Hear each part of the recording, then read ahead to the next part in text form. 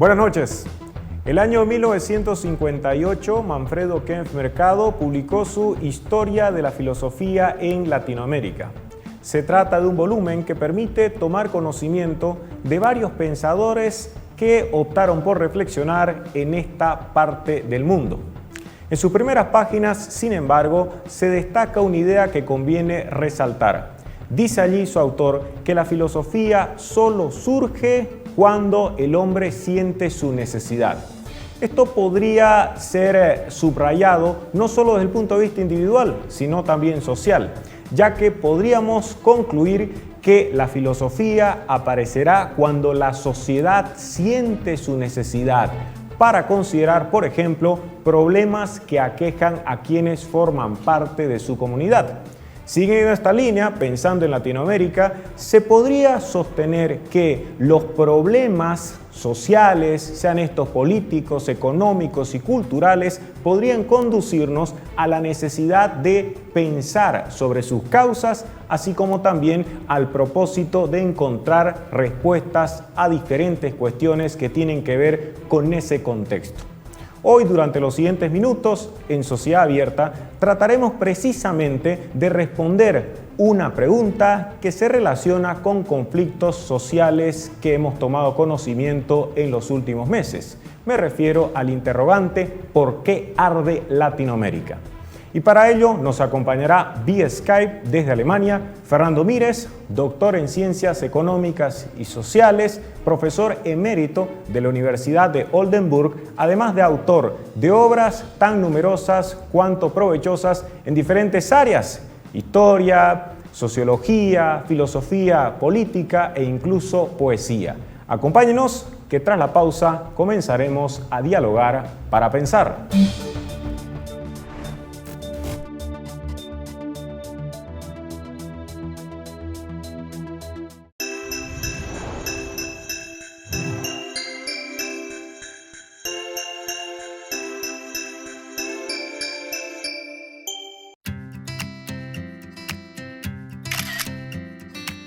Hay peligros que no los ves, pero existen. No coloques muchos artefactos eléctricos en un solo enchufe. Esto podría causar incendios o choques eléctricos. Si tenés muchos artefactos eléctricos, usa una regleta. Prevenir es vivir. Es una orientación de CRE.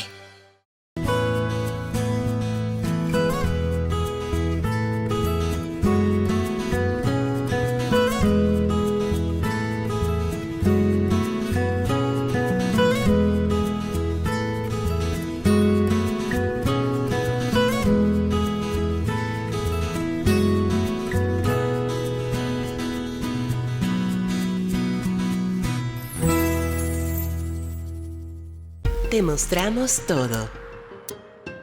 Vigentes durante 40 años. Conocemos la fórmula. Nos abocamos a cada detalle. Nuestra marca es confort, innovación y tecnología. La calidad es nuestro objetivo. La perfección, nuestra firma. Con cada mueble forjamos historias. Corimexo. Compra inteligente. Compra en la fábrica.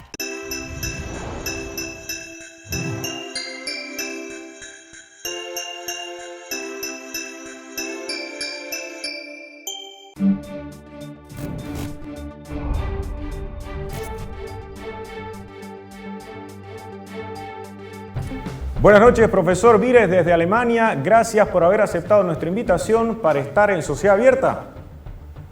Buenas noches y estoy muy contento de estar conversando con usted nuevamente, estimado Enrique. Partamos con una observación que tal vez sirva con el propósito de quitar dramatismo al asunto que nos convoca. Como usted recordará, en 1968, don Augusto Salazar Bondy se preguntaba si existía una filosofía en nuestra América. En otros términos, buscaba reflexionar sobre si nuestro pensamiento había sido o no original. Y yo creo que esto podría servir también para preguntarnos si nuestros problemas, contrariamente a lo creído por grandes analistas, son del todo originales, auténticos, o si en rigor estamos experimentando una serie de cuestiones que ya han sido experimentadas y sufridas por otras gentes y en otras épocas, y que en consecuencia no somos los únicos que tenemos que asumir estas cargas.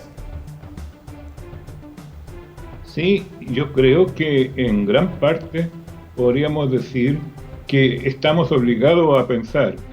Y si hacer filosofía significa pensar, estamos obligados a filosofar no en abstracto, sino sobre lo que está ocurriendo. Ahora, con respecto al tema de si somos copiones con respecto a lo que se piensa en Europa, yo creo que a esta altura de la vida, en virtud o como consecuencia de la aceleración de los medios de comunicación, están ocurriendo acontecimientos paralelos que nos hacen pensar aquí y allá.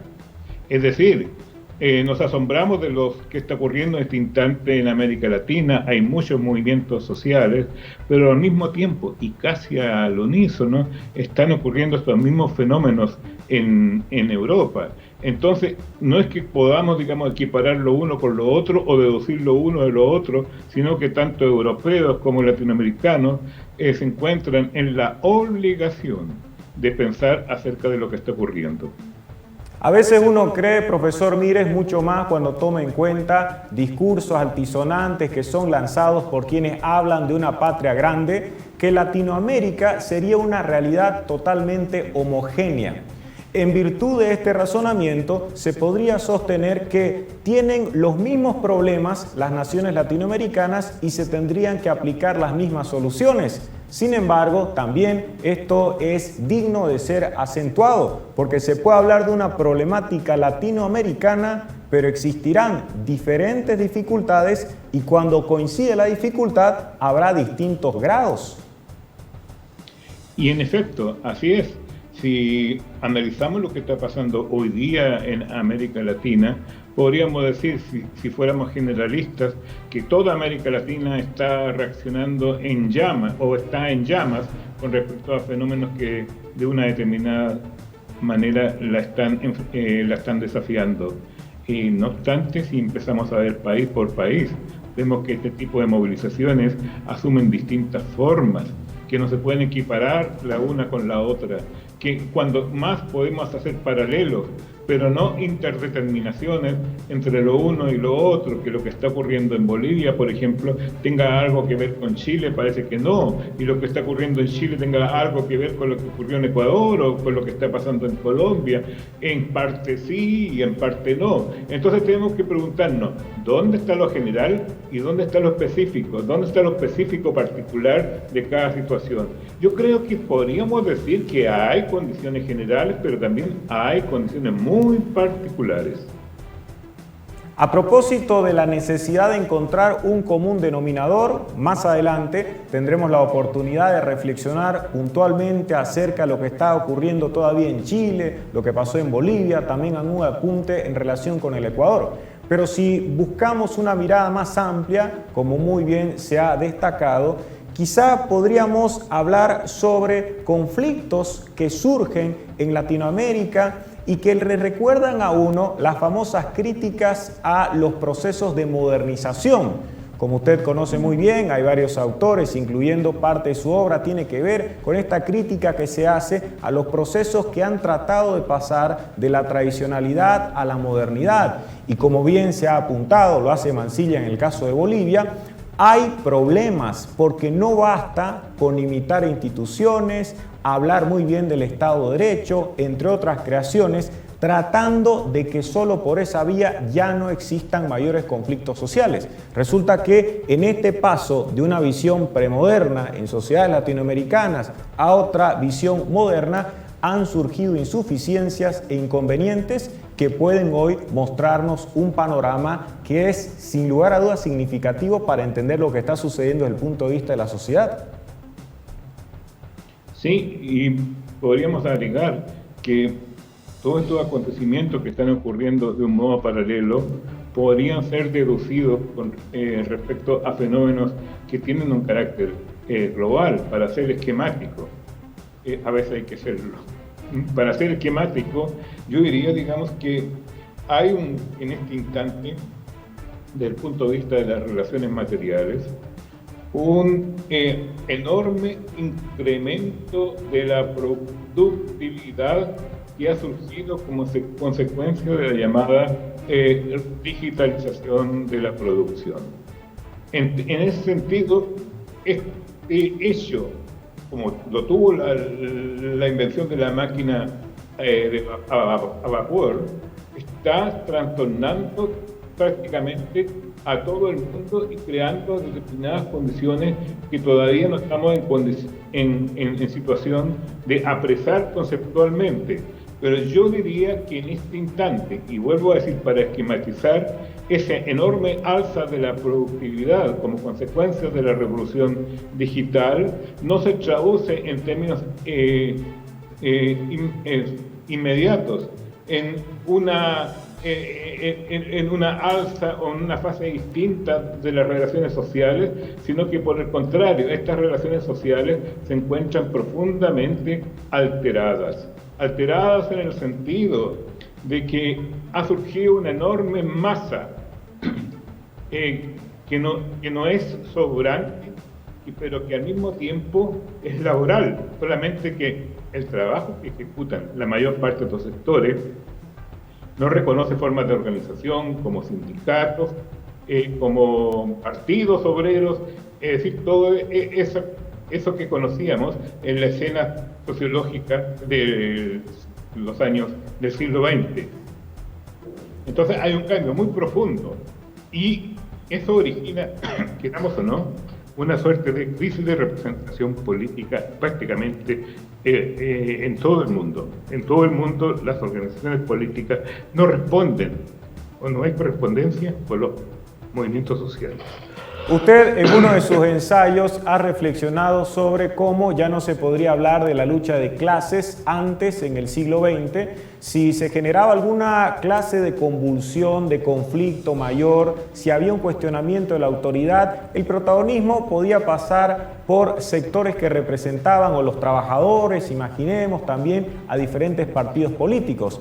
Pero una particularidad de muchas de estas movilizaciones tiene que ver con que no existe ninguna clase de institución que esté dirigiendo cada una de las acciones de manera franca, abierta. Es una movilización dispersa, podemos plantearlo de esa manera, lo cual nos coloca en un escenario diferente del que sí se había notado. No es la primera vez que Latinoamérica está en crisis o con mucha gente que se moviliza en las calles, como ha sucedido en otras partes del mundo. Pero en este caso hay una ciudadanía no necesariamente que se concentre en un fin estratégico, pero que sí está asumiendo la tarea de formular esas reclamaciones, por las causas que usted señala, entre otros factores que se toman en cuenta. Sí, y los efectos son bastante difíciles de comprender porque las demandas sociales que surgen de ahí no son las clásicas, no son las tradicionales, son una multitud de demandas sociales que se cruzan entre sí y que muchas veces resultan contradictorias entre sí también. Entonces no hay forma de hegemonizar todo este proceso internamente contradictorio, orgánicamente contradictorio, a través de una correspondiente formación política. Los partidos de ayer eran partidos de clase, en el exacto sentido del término. Los partidos socialistas eran representantes de los sindicatos obreros y los partidos, digamos, conservadores eran representantes de las clases oligárquicas, latifundistas, conservadoras y con una cierta impronta agrarista. Hoy todo eso ha terminado. Entonces los partidos políticos son organismos de representación en busca de representantes y de ahí viene, digamos, este fenómeno nuevo que algunos califican de populismo y que yo lo llamo simplemente demagogia. Los partidos políticos son una suerte de firmas empresariales que andan buscando clientes y ya no corresponden exactamente a esa relación de tipo directa que se daba con determinadas organizaciones sociales. Las sociedades de clases ha sido sustituida por la sociedad de masas.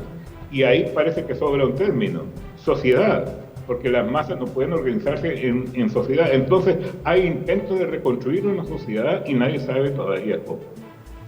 Entre las posibles respuestas, consiguientemente, que nos provoca la pregunta ¿por qué arde Latinoamérica?, planteada de manera generosa, desde luego, está este cuestionamiento que se ha llevado adelante a los mecanismos de representación de la ciudadanía. Hay un rechazo a lo convencional, a lo que históricamente en los últimos siglos, en el mejor de los casos, se había estado construyendo a fin de que el ciudadano se sienta representado y su reclamación continúe esa vía institucional. Esto ha originado movilizaciones, protestas en diferentes países, aunque con distintos móviles y variados propósitos. Ya sobre cada una de las manifestaciones de este fenómeno, desde Chile hasta Bolivia, continuaremos conversando, pero será tras la pausa. Estamos aquí en Sociedad Abierta, dialogando para pensar desde Alemania con el profesor Fernando Mires. Regresamos.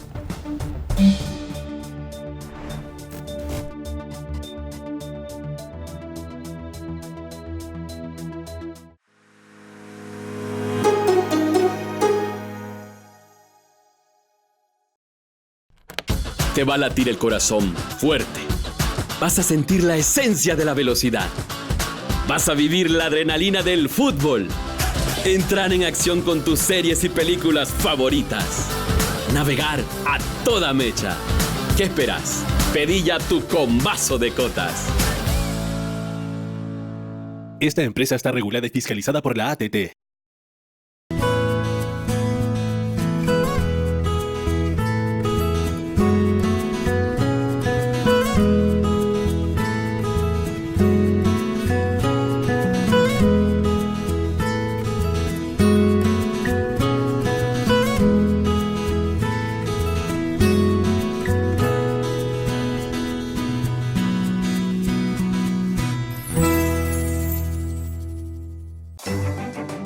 El manganeso, naturalmente, forma parte del agua cruceña y no es perjudicial para la salud. Se deposita con sedimento en las cañerías. Cuando el flujo de agua se corta y luego se reconecta, el manganeso es arrastrado y sale por los grifos.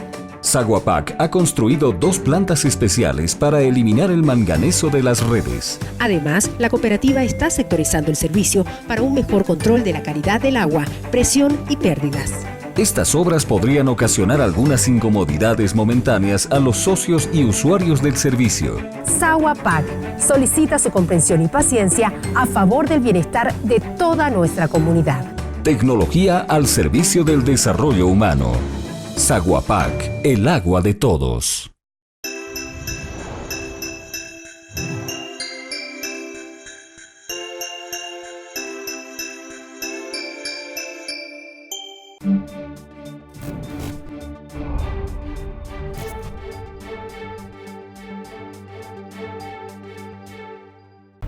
Continuamos en Sociedad Abierta, estamos tratando de responder una pregunta. ¿Cuál es? ¿Por qué arde Latinoamérica? Nos acompaña desde Alemania vía Skype el profesor Fernando Mires. En el ámbito de la filosofía se habla del meliorismo, una doctrina que, resumiéndolo, plantea que todo lo hecho por un hombre es perfectible.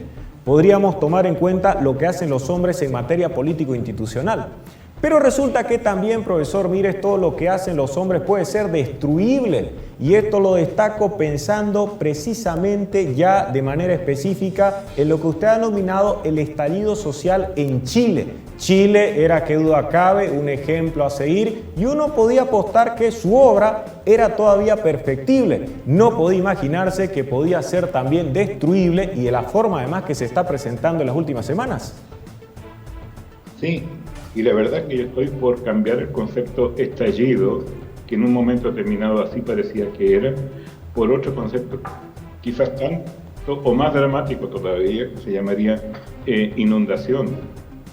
Vale decir, hay un desborde de las movilizaciones sociales con respecto no solamente a los partidos políticos, sino con respecto a todo tipo de organización.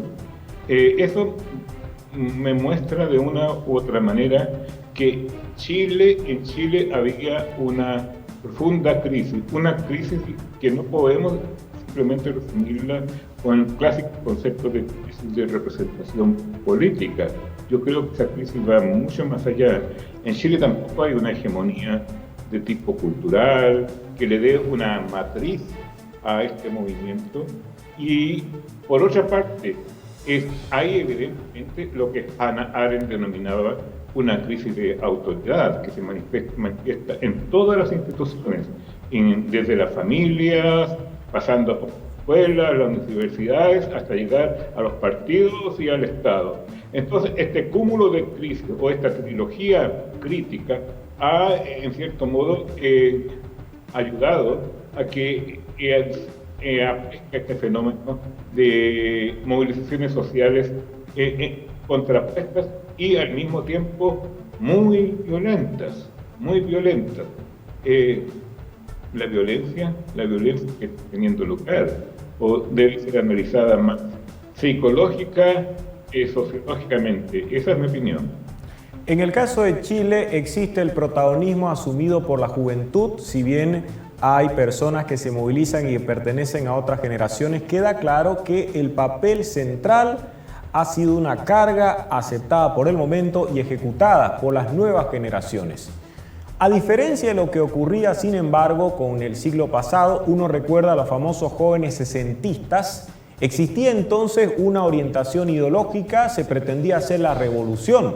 No pasaría lo mismo con Chile, las demandas son diversas, van cambiando, no basta la Constitución, no es suficiente la eliminación de cualquier incremento del pasaje del transporte público. Y esto ha sido igualmente observado ustedes en sus análisis que lleva adelante. El hecho de que si bien hay un protagonismo de la juventud, esa juventud no necesariamente está tratando de construir un mejor mundo, sino únicamente, aparentemente, estaría impulsado por el afán de la destrucción, sin pensar en qué va a sustituir a esa obra o sistema que se cree injusto. Ayer justamente me preguntaba alguien vía Twitter, ¿qué lee esa gente? ¿Qué leen esos jóvenes actualmente? Y la verdad, yo no encontré respuesta e inevitablemente hice una comparación con los movimientos de protesta de mi época juvenil. No quiero decir que caer, digamos, en la monserga de que todo tiempo pasado fue mejor. Y yo diría que las grandes movilizaciones del pasado estaban orientadas por un determinado tipo de pensamiento general que era una especie de trasfondo con respecto a estas movilizaciones. Hoy en día ese pensamiento de tipo general no existen determinadas tesis o, si se quiere, postulados que permitan reconocer la particularidad de este sentimiento. Incluso tampoco hay líderes, es decir, personas que sean representativas del conjunto del movimiento y que articulen en sí todas estas contradictorias demandas que se están planteando en este instante. Entonces, me puedo imaginar lo atónito que está el presidente de la República e incluso los dirigentes de todos los partidos políticos que en este instante hacen una carrera oportunista por tratar de interpretar y de dar la última palabra con respecto a lo que está sucediendo. Y al final terminan ofreciendo cosas que nadie les ha pedido, como incluso el mismo cambio constitucional, que estaba lejos de ser una demanda originaria en el instante que surgieron estos movimientos sociales. Incluso yo no sé si llamarlos movimientos sociales todavía. Estoy yo también en un estado relativamente confuso con respecto a lo que está ocurriendo. La diferencia es que yo lo digo y los políticos chilenos creen que lo saben todo.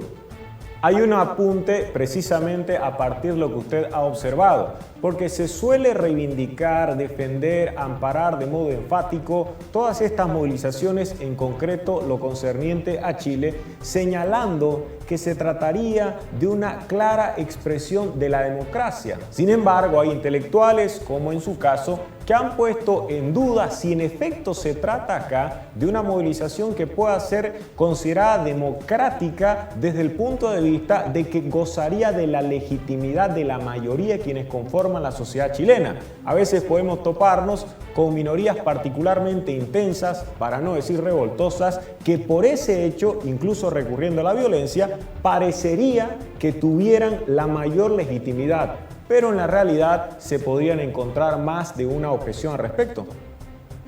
Lamentablemente en Chile falta todavía tiempo para que haya elecciones y yo creo que va a llegar el momento cuando estos temas tengan que medirse electoralmente, en el cual, digamos, muchos de los partidos que han apoyado las protestas se van a encontrar con la inmensa sorpresa de que quienes han crecido electoralmente no son ellos, sino que justamente los que están en el lado contrario. Hay en este instante en Chile una suerte de polarización, una mayoría silenciosa que condena abiertamente lo que está sucediendo y una minoría muy activa y muy revoltosa en las calles, e incluso se están endureciendo determinadas posiciones. El pobre presidente Piñera se encuentra en este instante situado, digamos, entre dos frentes. A un lado un frente de derecha que cada día se endurece más, y por otro lado las revueltas que están ocurriendo en las calles de las principales ciudades del país. Entonces, en esta situación, yo creo que los jóvenes inconscientemente están buscando una autoridad fuerte que los ponga nuevamente en su lugar. Inconscientemente, en el sentido que en este momento necesitan una pauta orientadora, y como no la pueden encontrar ideológicamente, como no la pueden encontrar políticamente, la están buscando en un reforzamiento de la autoridad. Inconscientemente, subrayo esta palabra porque ellos mismos serían los últimos en aceptar que se les diga que ellos están buscando un reforzamiento de la autoridad. En el famoso mayo francés está la célebre intervención de Lacan, quien dijo a los estudiantes: lo que en realidad ustedes están pidiendo es un amo, porque se cuestionaba todo tipo de autoridad a nivel académico y sin embargo en algún momento resultaba inevitable el establecimiento de una autoridad mucho más poderosa. Como usted señala, inconscientemente nadie podría en este momento señalar que está trabajando con el propósito de que se restablezca el orden con todo el rigor. Y uno teme, sin embargo, que en esta clase de circunstancias las medidas legales no sean adoptadas en materia de restablecimiento del orden público por el pasado de Chile. Es un pasado sin duda muy importante en materia de represión, por lo que pasó con las Fuerzas Armadas, por la dictadura de Pinochet, pero no necesariamente el restablecimiento del orden público tiene que ir acompañado de represiones sanguinarias. Así es. Y lo que es normal en otros países, incluso en Alemania, que la policía reprima a los manifestantes cuando estos desbordan el orden social, es en Chile considerado como un renacimiento de la violencia estatal, hasta el punto que se ha llegado a comparar a Piñera con Pinochet. Y se llega a decir incluso de que el aparato de la antigua dictadura está funcionando nuevamente, cuando en última instancia no está haciendo otra cosa que lo que se hace en todos los países cuando hay movilizaciones agresivas, como en el caso de Chile. Hay una suerte de, no quisiera decirlo así, pero lo voy a decir, de chantaje con respecto al pasado. Con ese juego de que nuevamente se van a reactivar las oscuras fuerzas de la dictadura y nadie quiere que eso ocurra. Estos muchachos están objetivamente, justamente activando las oscuras fuerzas de la dictadura. Los excesos de las movilizaciones, de algunos planteamientos que no encuentran coherencia con lo que hace de manera precedente, hace que se cuestione precisamente lo que está sucediendo en el caso de Chile. Tras la pausa vamos a continuar tratando de entender lo que pasa en Latinoamérica. Dejamos de lado Chile, nos concentramos, como era previsible, en Bolivia y algún apunte en torno al Ecuador. Esto es Sociedad Abierta y estamos conversando desde Alemania vía Skype con el profesor Fernando Mírez. Ya volvemos.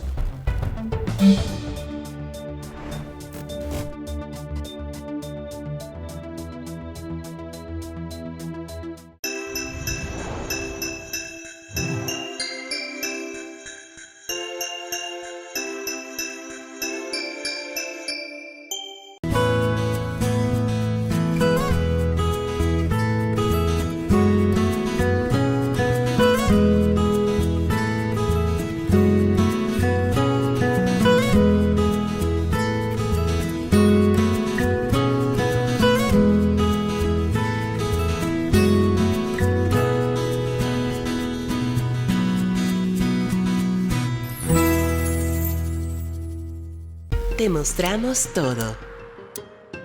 Vigentes durante 40 años. Conocemos la fórmula. Nos abocamos a cada detalle. Nuestra marca es confort, innovación y tecnología. La calidad es nuestro objetivo. La perfección, nuestra firma. Con cada mueble, forjamos historias. Corimexo. Compra inteligente. Compra en la fábrica. Hay peligros que no los ves, pero existen. No coloques muchos artefactos eléctricos en un solo enchufe. Esto podría causar incendios o choques eléctricos. Si tenés muchos artefactos eléctricos, usa una regleta. Prevenir es vivir. Es una orientación de CRE.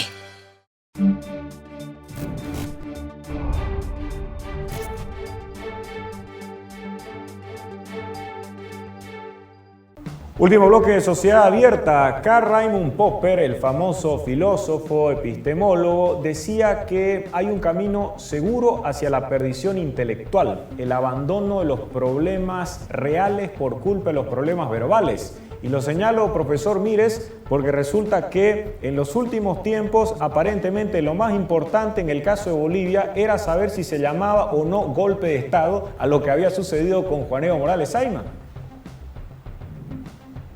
Sí, es la verdad que, como en toda definición, no existe una definición universal de golpe de Estado. De ahí que cada vez que se hable de golpe de Estado, yo propondría ponerle un apellido que puede ser cualquiera, digamos, un golpe que, de tal manera que un golpe de Estado diferencia a otro. Un golpe de Estado, a lo que a mí personalmente me produce asociaciones distintas, porque he vivido y he sabido lo que es un golpe de Estado.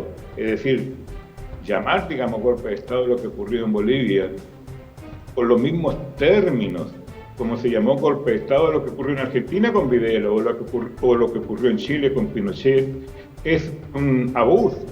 Entonces yo diría, lo que ocurrió en Bolivia fue una intervención militar que sucedió como resultante de un largo, o no tan largo, pero de un proceso de movilizaciones sociales, es decir, de acuerdo al orden de los factores.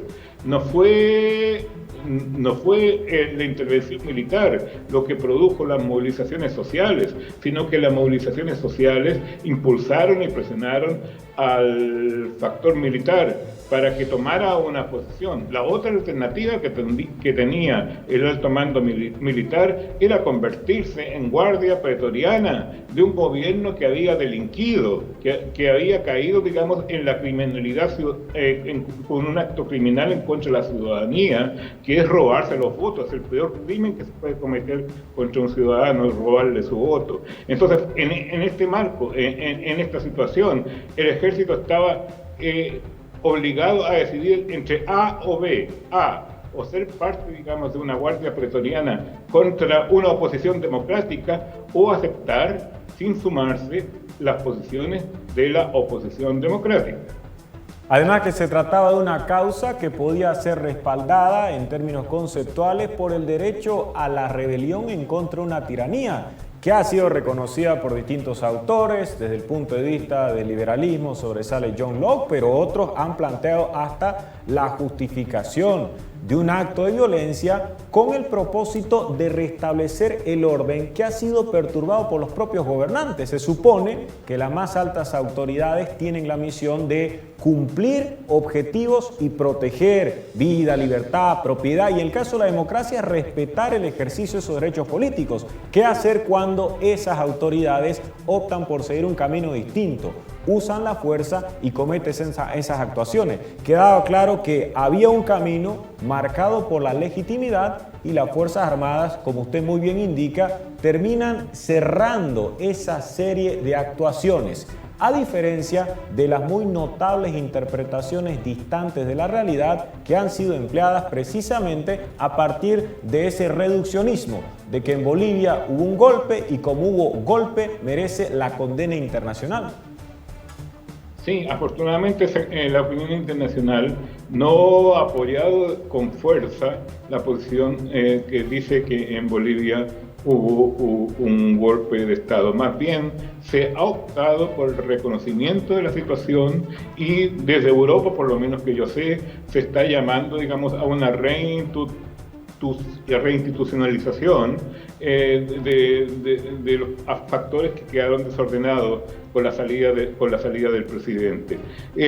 Yo creo que en este instante, digamos, en Bolivia se encuentra en un momento de recomposición institucional. Para eso necesita su espacio y un determinado tiempo, y yo creo que lo va a lograr para que Bolivia entre a la normalidad política, como debería haber sucedido hace ya tiempo. Normalidad política con todos sus bemoles, con partidos ultranacionalistas, con partidos semifascistas, con partidos de centro y con partidos de izquierda, tal como ocurre en la escena de casi todos los países del hemisferio occidental.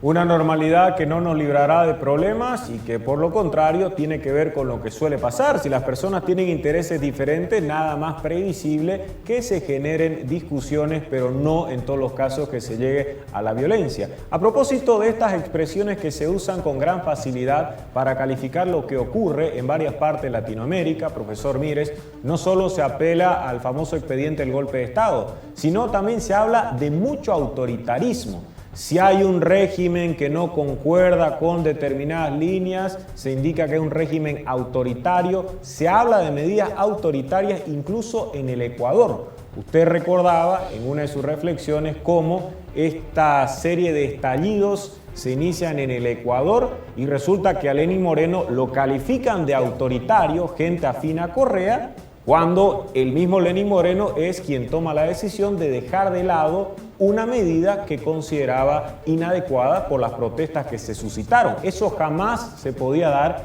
frente a un verdadero régimen autoritario. Sí, los autoritarismos son el resultado de la bancarrota de las dictaduras.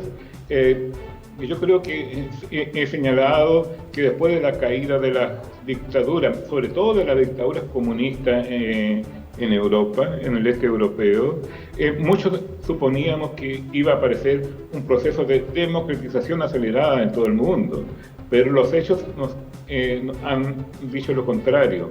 Este proceso existe, el proceso de democratización a través de todo el mundo, pero no es directo, no es vertical, ni tampoco horizontal, sino que más bien es tangencial y oblicuo, para emplear una terminología geométrica. Vale decir, con fuertes regresiones hacia el pasado, y hay países que se quedaron atascados en el camino entre democracia y dictadura, y esos son los regímenes autoritarios de nuestro tiempo, no solamente en América Latina, en cierta medida también los encontramos en Europa, en Turquía, en Hungría, en Polonia, y la madre de todos los autoritarismos en el régimen de Putin, en Rusia. Rusia, que tiene un gran interés en participar de forma directa, cercana, pero también indirecta en varios de estos regímenes latinoamericanos. Otra observación que merecería nuestra consideración, así sea de manera breve, puntual, tiene que ver con el hecho de que se usa igualmente la invocación del fascismo, no solo con el propósito de cuestionar determinadas actuaciones del presidente Piñera en Chile o en el caso de Bolivia, sino fundamentalmente cuando se lanza la mirada a lo que está pasando en el Brasil.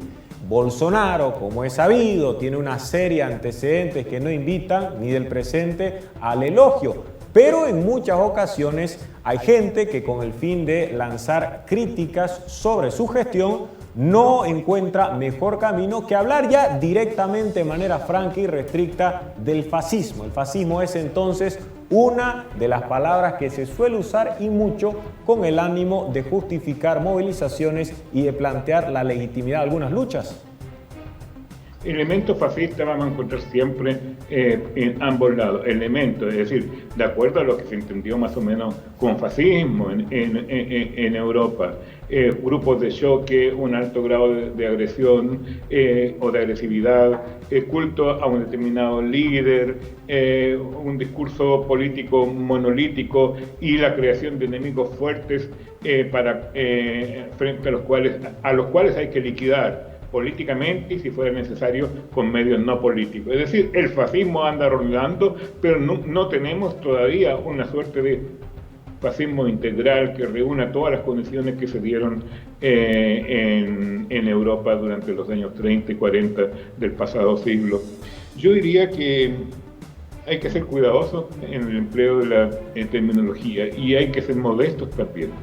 Cuando no tenemos la suficiente denominación para calificar adecuadamente a un movimiento social o una situación política, es más decisivo decir todavía no lo sé, estoy buscando una definición, pero recurrir arbitrariamente a definiciones del pasado para entender fenómenos inéditos que están ocurriendo en el presente me parece un abuso conceptual y un abuso político al mismo tiempo.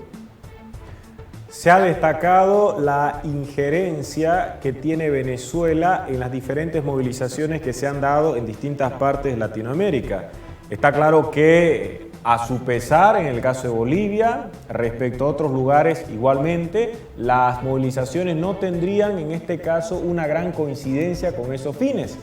Pero más allá de que tenga o no gran influencia Maduro, así como la Cuba todavía castrista, está claro que si hay un conflicto todavía vigente y que sigue justificando nuestras atenciones, es el de Venezuela, que parece donde hay movilizaciones cíclicas y en donde todavía hasta hoy no se produce esa normalización o restablecimiento de la democracia, a pesar de que las luchas de los venezolanos tienen sin duda mucha mayor intensidad y a lo largo del tiempo vigencia que las que se han dado en Bolivia o las que se han suscitado en otras partes de la región. Sí, y yo creo que hay diferencias fundamentales. Yo quedé muy admirado del movimiento boliviano, porque este movimiento surgió a partir de un fraude electoral.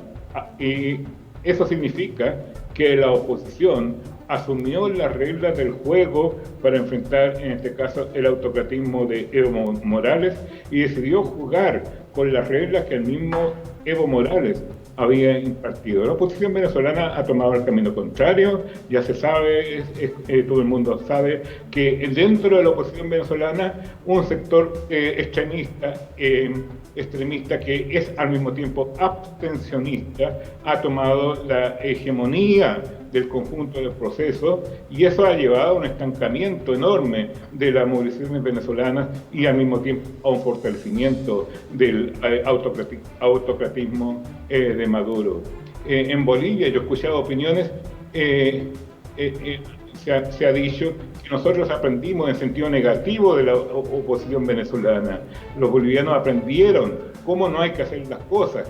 Y como no hay que hacer las cosas, es como lo está haciendo en este instante la oposición venezolana. En cualquier caso, Venezuela continuará formando parte, lamentablemente, de nuestras preocupaciones. Entre tanto, contemplamos lo que sucede, el desenlace, si hay pronto en Chile, y lo que estará ocurriendo hasta con el naciente gobierno de Alberto Fernández en Argentina. Es un panorama diverso, como se habrá notado. Esto es apenas un acercamiento reflexivo a distintos factores que influyen en los problemas latinoamericanos. Muchas gracias, profesor Mires, por haber estado en Sociedad Abierta en esta aproximación a la problemática que nos concierne. Ha sido, como siempre, un gusto tenerlo. Muchas gracias a usted, estimado Enrique Fernández. Esa fue nuestra conversación con el profesor Fernando Mires. Volveremos a encontrarnos el próximo miércoles cuando una vez más nos demos cita para dialogar con el propósito de pensar aquí en Sociedad Abierta. Buenas noches.